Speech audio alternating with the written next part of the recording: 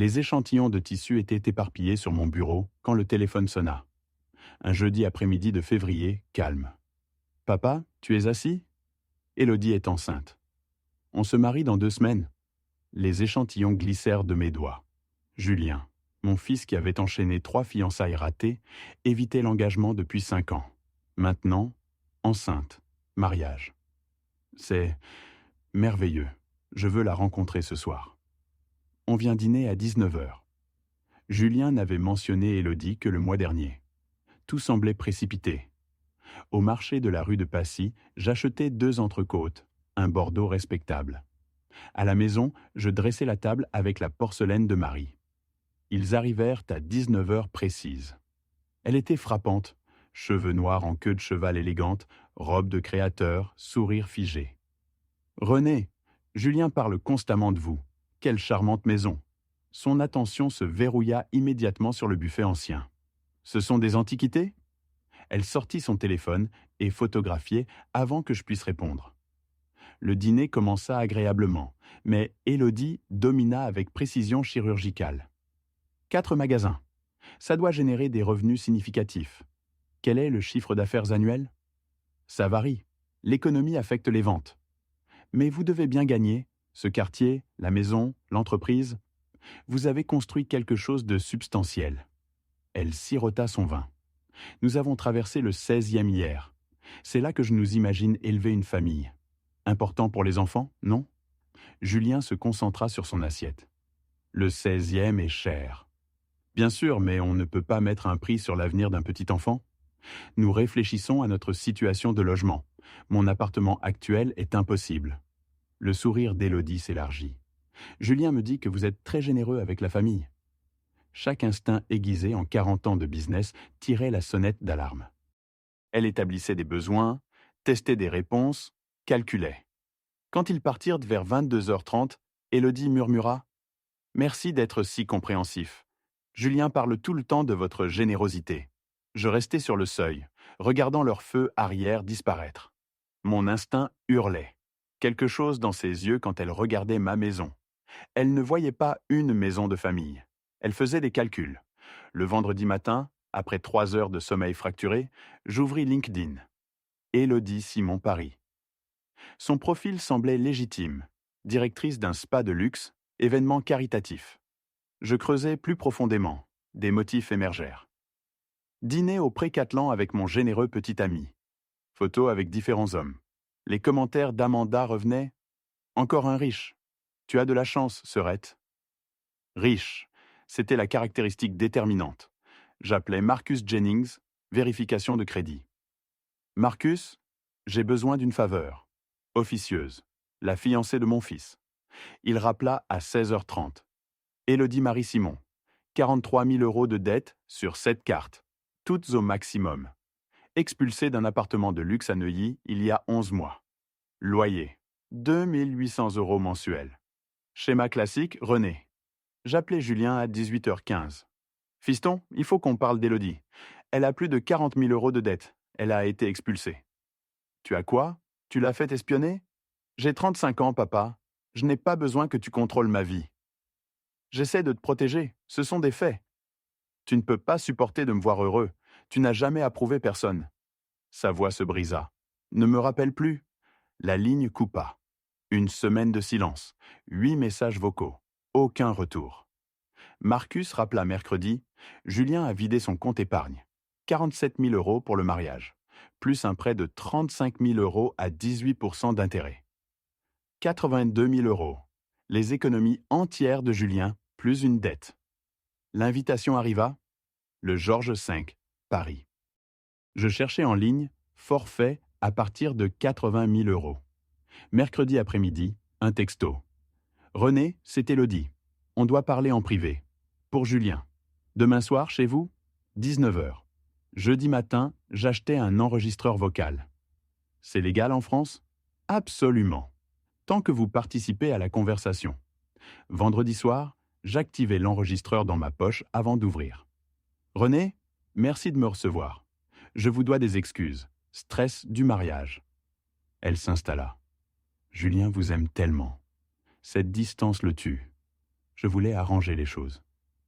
Pause calculée. Il y a une petite chose. Julien est stressé par l'argent. Le mariage coûte plus que prévu.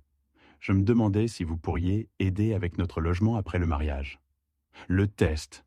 Mesurer ma volonté de payer. On peut en discuter après votre mariage ? Son sourire se contracta. Pas la réponse qu'elle voulait. Samedi matin. Le Georges V s'étendait comme un palais. Sculpture de glace, arrangements floraux de 3 mètres. Je calculais 5 000 € de fleurs minimum. Mon téléphone vibra. Salon privé, 2e étage.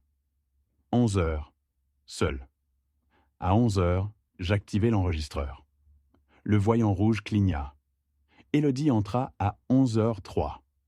Robe de mariée stupéfiante, maquillage impeccable. Elle ressemblait à une princesse, mais ses yeux étaient de froid calcul.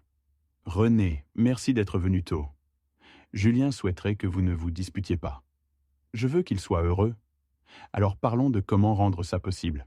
Définitivement. » Son ton devint professionnel. « René, soyons pratiques. Julien et moi avons besoin d'une maison, le 16e. Au moins 850 000 €. Élodie, c'est une somme significative. Je suis enceinte. Vous êtes grand-père maintenant. Je peux aider avec un acompte. 15, peut-être 20%. Sa voix devint glaciale. Voici ce qui va se passer. Vous allez nous acheter cette maison. Paiement intégral. 7 semaines. Et si je refuse ? Son sourire était tranchant. Alors je dis à tout le monde que je suis enceinte de votre enfant. Qui croiront-ils ? Un homme de 63 ans ou une femme enceinte de 32 ans en robe de mariée ? Je leur dirai que vous avez essayé de me séduire, que vous m'envoyez des messages inappropriés. Julien ne vous parlera plus jamais. Votre réputation détruite. Magnate du meuble harcèle la fiancée enceinte de son fils. Première page. Pause. Où vous achetez une maison et tout le monde est content. 60 secondes. Le silence s'étira. Puis je parlais. Calme. Élodie, tu viens de faire la plus grosse erreur de ta vie. Je sortis l'enregistreur. Le voyant rouge clignotait. Son visage devint blanc. Qu'est-ce que c'est ? Chaque mot depuis que tu es entré. Donnez-moi ça, c'est illégal. La France autorise l'enregistrement si vous participez. Complètement légal. J'ouvris la porte, descendis vers la salle. Ces cris me suivirent. « René, attendez !» Je marchai droit vers le technicien son. « Connectez ça. Jouez-le maintenant. » L'enregistrement commença. La voix d'Élodie remplit la salle. « René, soyons pratiques. Julien et moi avons besoin d'une maison. » 200 personnes figées dans un silence horrifié. L'enregistrement continua. Menaces de grossesse, accusations de séduction, chantage. Chaque mot avec clarté parfaite. Julien se tenait paralysé. Confusion, incrédulité, horreur. Quand l'enregistrement se termina, le silence recouvrit la salle. « Dis-moi qu'il a truqué ça », murmura Julien. Élodie ouvrit la bouche. Aucun mensonge convaincant n'émergea. Le mariage était terminé avant d'avoir commencé. Élodie brisa le silence, hystérique. « Il a édité ça. Il a manipulé l'audio. » Julien se tourna vers moi. « Papa, dis-moi que tu l'as truqué. » Chaque mot est réel, non édité. Je peux fournir le fichier original, les métadonnées. Son visage se durcit. Une invitée chuchota. Cette femme le faisait chanter. Julien se dirigea vers Élodie qui pleurait. Performance de victime parfaite. Julien, il essaie de nous détruire. Fiston, écoute ce qu'elle a dit. Elle a exigé 850 000 €. La voix de Julien se brisa. Tu as toujours fait ça. Trouver des problèmes avec chacune. Tu ne peux pas supporter de me voir heureux. Tu l'as piégé. Tu es jaloux parce que tu es seul depuis que maman est morte. Comment argumenter avec quelqu'un qui a choisi son illusion ? Julien prit la main d'Élodie. On part. Ne me contacte jamais. Élodie me jeta un regard. Calcul mêlé de triomphe. Elle avait gardé son prix. La salle se vida. Je rentrai dans le brouillard. Ma maison énorme et vide. Dimanche matin, un texto. Je ne suis plus ton fils. Élodie et moi allons de l'avant. Tu es mort pour moi. Lundi, je rencontrai Richard Clark, avocat. Il écouta l'enregistrement 2 fois.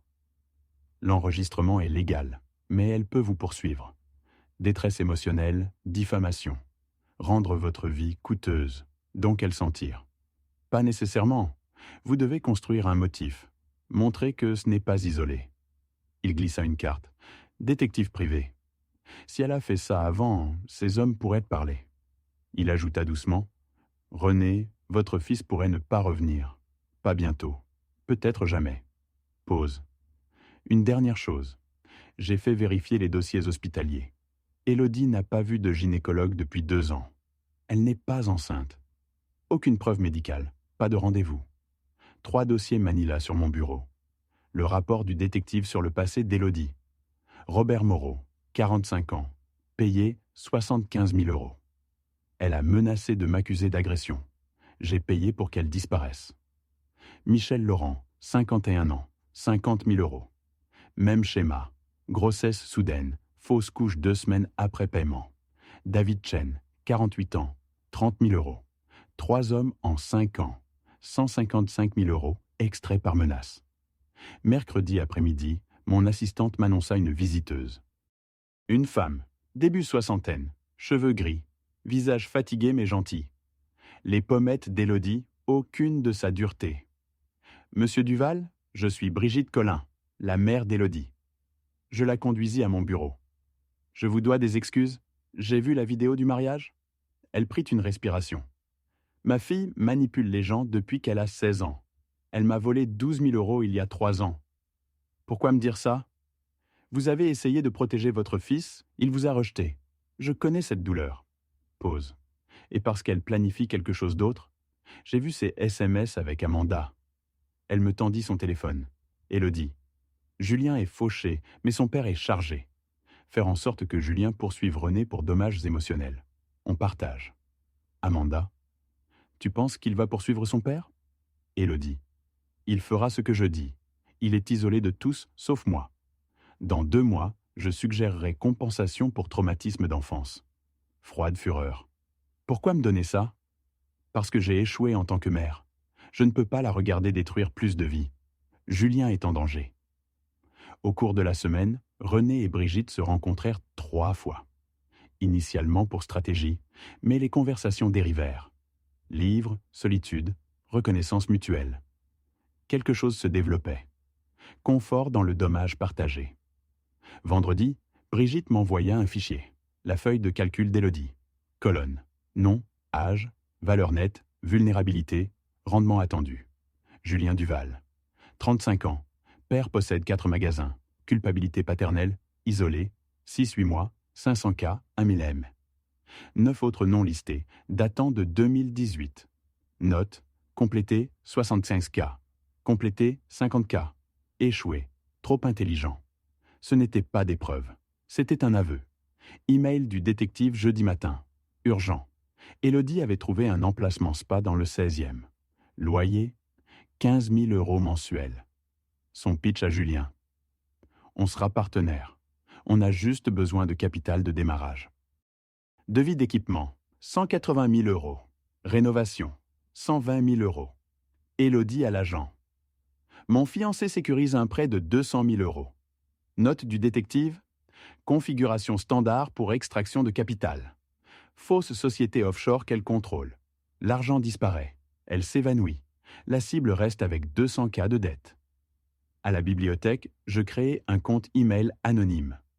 J'attachai le rapport de crédit d'Élodie, la SARL Delaware, le compte Cayman. Objet. Alerte fraude, Julien Duval. Texte. Élodie Simon a 43 cas de dette, compte offshore, contrôle unique de la SARL que Duval croit coposséder. J'envoyais. 2 jours plus tard, message vocal de Julien, furieux. Je sais que c'est toi. La banque a rejeté mon prêt. C'est bas, même pour toi. La semaine suivante, Élodie commença à apparaître partout. Café, parking, restaurant. Tactique reconnue. Créer des situations mal interprétables. Mon téléphone enregistrait chaque rencontre. Samedi, elle apparut à mon magasin en tenue de sport ajustée. Je voulais m'excuser en privé. On peut parler dans votre bureau? Tout peut être dit ici, mon assistante est là. Sa voix baissa, intime. Je pense qu'on est parti du mauvais pied. Peut-être qu'on pourrait recommencer, juste vous et moi. Sa main bougea vers mon bras. Je reculai. « Sarah, pourriez-vous nous rejoindre ?» Élodie partait. Ce soir-là, je retrouvais Brigitte au musée d'art moderne, notre 4e rendez-vous. Autour d'un verre, je racontais les tentatives d'Élodie. Elle tend un piège. Classique. Votre parole contre la sienne. Je documente tout, jamais seul. Elle toucha ma main. Je déteste que tu doives vivre comme ça. Le contact persista. Nous le remarquâmes. Aucun ne retira sa main. Courrier certifié, mardi 9h. Plainte civile, Élodie Simon et Julien Duval contre René Duval. Réclamation, détresse émotionnelle, diffamation, interférence commerciale. Dommage, 500 000 €. Le récit des avocats d'Élodie. Le défendeur, motivé par jalousie, a fabriqué des enregistrements, saboté des opportunités, publiquement humilié les plaignants. Richard examina la plainte. C'est agressif mais bâclé. Ils prétendent fabrication. Nous avons les métadonnées, l'analyse forensique. Peuvent-ils gagner? Gagner? Non. Rendre ça coûteux? Absolument. Élodie parie que vous réglerez. Hors de question. Richard sourit. Bien. J'ai préparé notre contre-plainte. Fraude, extorsion, chantage. Ces victimes précédentes témoigneront. Le compte offshore, les preuves de Brigitte. Élodie ne pourra plus refaire ce schéma. Marc m'appela. Julien a été licencié, raté des échéances, disputé avec tous, a explosé contre son superviseur. Il n'est pas lui-même René, épuisé, amaigri. Cette femme le détruit. J'écrivis immédiatement. Fiston, j'ai entendu pour ton travail. Je suis là. Ce procès ne change pas que je t'aime. Tous mes messages rebondirent. Élodie avait bloqué chaque canal. Brigitte appela, voix tendue. Julien vend son appartement. Élodie l'a convaincu qu'ils ont besoin de l'argent pour les frais juridiques. Je calculais, acheter 240 000 vaut 290 maintenant. Après hypothèque, 80 000 € de fonds propres. Élodie brûlerait ça en mois. Cette nuit-là, entourée de documents, je doutais. La vie de Julien implosait. Pas de travail, vendant son appartement, noyé dans la dette. Mon intervention était censée le protéger. Au lieu de ça, il était pire et me blâmait. Et si j'avais tort? Sur la méthode. La confrontation publique.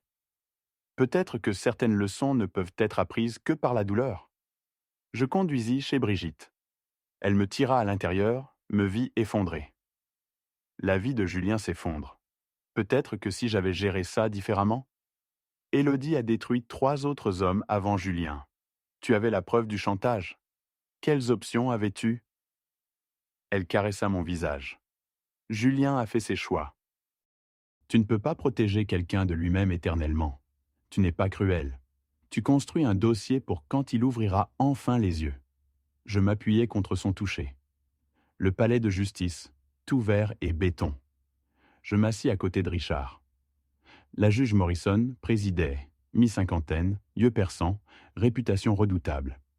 L'avocat d'Élodie. René Duval, père jaloux, manipulateur, a détruit le bonheur de son fils par pur dépit. Julien, assis derrière Élodie, costume mal ajusté, amaigri. Brigitte 3 rangées en arrière. Elle hocha la tête. Encouragement. Richard attendait, patience prédatrice. 3 boîtes de preuves à ses pieds. Élodie prit la barre, serment avec sincérité pratiquée. Il a enregistré une conversation privée où je plaisantais sur le besoin d'une maison. Il l'a jouée à notre mariage devant 200 personnes. Ça a tout détruit. Richard posa 3 questions. Mademoiselle Simon, combien d'hommes significativement plus âgés et financièrement établis avez-vous fréquenté ces 5 dernières années? Je ne vois pas la pertinence. Ça deviendra très pertinent, votre honneur. Richard commença méthodiquement. Il ne s'agit pas de jalousie paternelle. Il s'agit d'un prédateur documenté qui a mené ce schéma sur au moins 3 victimes. Analyse forensique audio. Authentique, non édité. Historique financier, 43 000 € de dette, expulsion.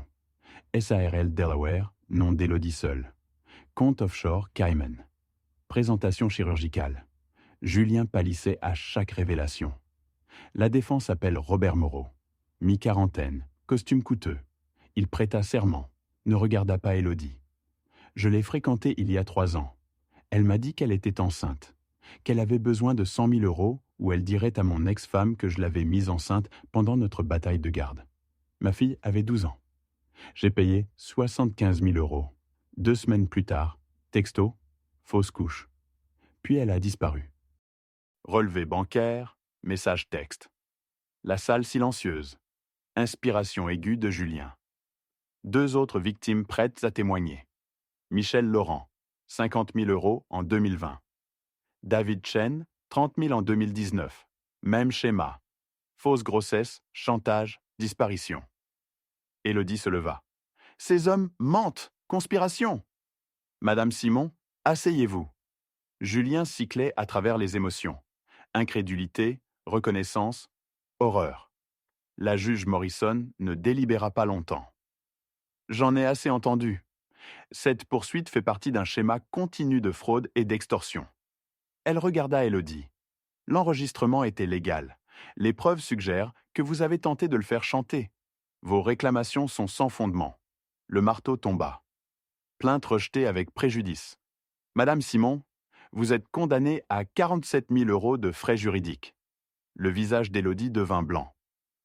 Je réfère cette affaire au procureur pour enquête sur fraude et extorsion. Cour ajournée. Le craque du marteau résonna comme un coup de feu. Je sortis du palais de justice dans la chaleur de fin d'après-midi. Richard était triomphant. Brigitte apparut, me serra brièvement. Propriété en public, mais soulagement dans ses yeux. Puis, je vis Julien debout près d'un parc-mètre, seul, l'air perdu. Élodie était à 6 mètres, au téléphone, dos tourné, voix montant en dispute. Je m'approchai lentement de Julien. « Fiston. » Il me regarda et pour la première fois en 6 mois, me vit vraiment. « Papa, ces hommes, ce qu'ils ont dit. » Sa voix se brisa. « Je sais, je suis désolé que tu aies dû l'entendre comme ça, mais tu devais l'entendre. Le compte offshore, la fausse grossesse. Est-ce qu'une partie était réelle ? » Je voulais le réconforter avec des mensonges, mais choisis la vérité. « Je ne pense pas, Julien. Le détective a trouvé des preuves qu'elle t'a recherché avant même que vous vous rencontriez. Ton revenu, mon affaire, tout.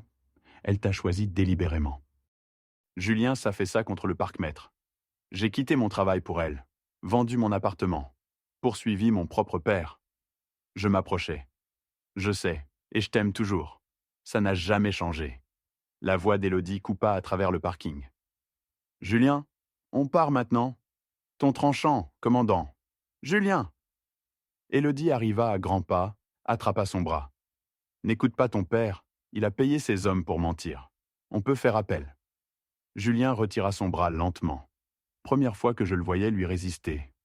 Élodie, ils avaient des relevés bancaires, des messages textes. Cet homme pleurait à la barre. Bébé, il jouait. Ton père est puissant. Il a de l'argent. Il peut faire dire n'importe quoi aux gens. Julien regarda entre elle et moi. Guerre visible. Je restai silencieux. Ça devait être le choix de Julien. Finalement, Julien dit tranquillement « J'ai besoin de réfléchir. J'ai besoin d'espace. » Le visage d'Élodie se durcit un moment. Calcul pur. Aucun amour. Puis le masque revint. « Bien sûr, bébé. Rentrons à la maison et parlons. Juste nous deux. » Julien marcha vers la voiture d'Élodie, mouvement mécanique. Je les regardais partir. La main de Brigitte trouva la mienne.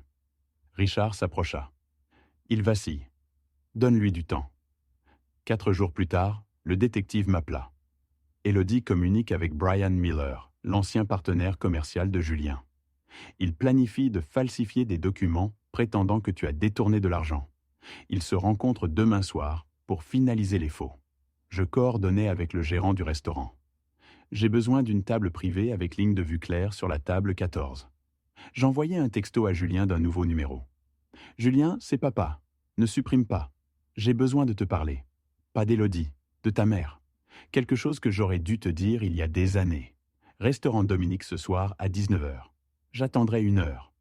3 heures plus tard, une réponse. Je serai là, 19h15. Si c'est un piège, j'en ai fini pour toujours. J'arrivai à 18h45, pris une table d'angle. À 19h, Élodie et Brian arrivèrent, furent assis à la table 14. Brian sortit des dossiers. J'ai tout créé. Contrat d'investissement d'il y a 5 ans montrant que Julien a mis 85 000 € dans Duval Meubles. Lettre demandant le retour du capital.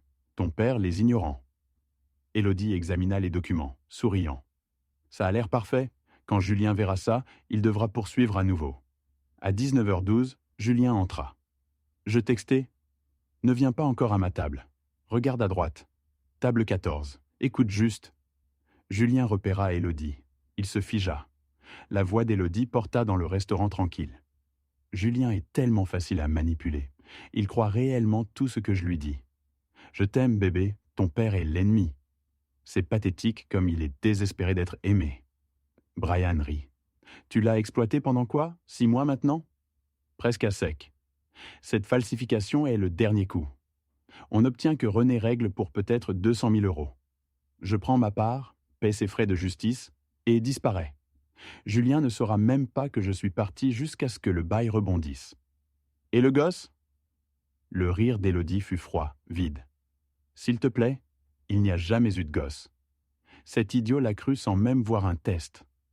Je regardais le visage de Julien. C'était le visage de quelqu'un qui regarde son monde entier brûler. Julien sortit. Je le suivis. Je le trouvai dans le parking, visage dans ses mains. Fiston, tu as essayé de me le dire au mariage, après le procès.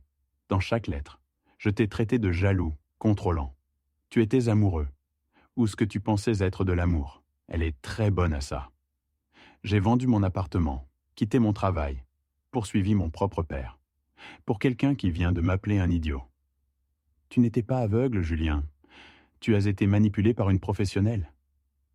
J'ai tout perdu, je n'ai rien. Je ne suis rien. Je tirais mon fils dans une étreinte. Premier contact physique en 8 mois. Tu m'as toujours eu. Ça n'a jamais changé. Pas une fois. Julien se brisa alors, sanglotant contre mon épaule. À l'intérieur, Élodie leva les yeux pour voir des policiers approcher. Je les avais appelés avant l'arrivée de Julien. Les documents de falsification, la conspiration sur audio, le mandat ouvert, tout convergea. Élodie tenta de fuir, mais il n'y avait nulle part où aller. Le matin, Élodie avait fui Paris sous caution, sautant la ville. Août arriva. Julien emménagea temporairement dans ma chambre d'amis, commença la thérapie, chercha du travail. Le processus fut lent. Reconstruire une vie prend plus de temps que la détruire. Mais je regardais mon fils revenir graduellement. Un soir, Brigitte, Julien et moi étions assis sur la terrasse arrière. Je pris la main de Brigitte. « On a quelque chose à te dire. Brigitte et moi allons nous fiancer. » La réaction de Julien nous surprit. Il sourit largement. « Il était temps, papa. Elle est bien trop bien pour toi. » Fin août, j'organisais une petite réception de fiançailles chez moi. 20 amis proches. Rien d'élaboré, tout authentique. Brigitte portait une robe bleue simple, son sourire radieux. Julien se tenait à mes côtés comme témoin principal.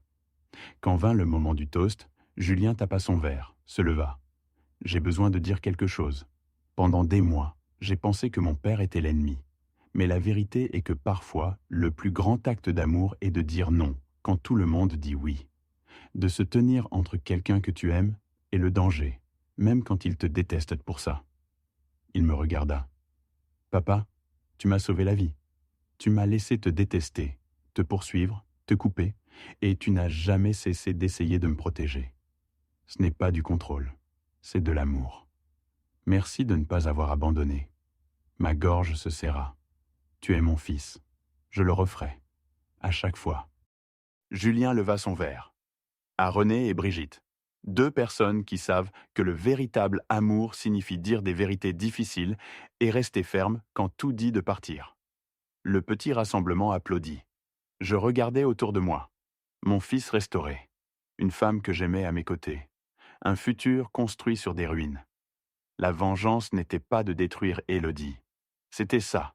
Sauver Julien et trouver Brigitte. C'est la victoire qui compte.